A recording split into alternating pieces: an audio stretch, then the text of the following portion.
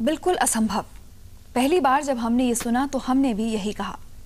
जंगल के खतरनाक जानवर तेंदुए और एक सीधी सादी गाय के बीच प्यार हो ही नहीं सकता। गुजरात के एक छोटे से गांव के अलावा हमारे न्यूज रूम तक कोई भी प्यार की इस अनोखी दास्तान को मानने के लिए तैयार नहीं था।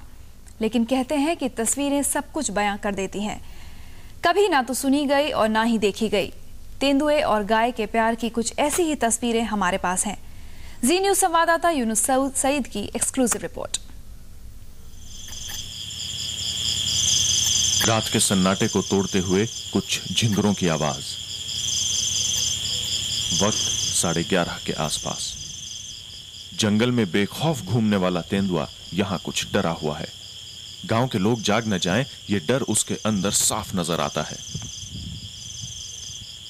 चारों तरफ नजर घुमाने के बाद वो सधे हुए कदमों से आगे बढ़ता है, ये जाने बिना कि जी न्यूज का छिपा हुआ कैमरा उसकी हर चाल पर नजर रखे हुए है।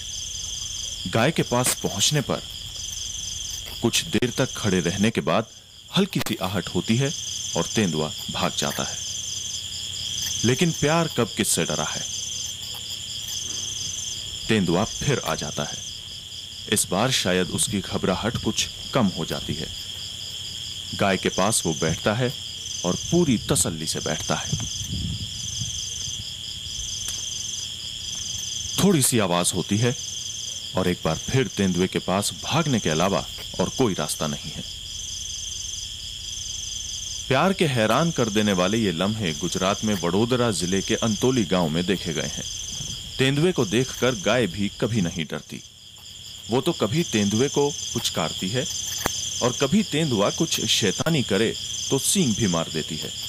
अंतोली गांव के अर्जुन सोलंकी का तो यहां तक कहना है कि तेंदुआ अक्सर रात में कम से कम 5-6 बार गाय के पास आता है और कई बार तो ऐसा भी हुआ है कि वो सुबह होने तक गाय के पास ही रहा है।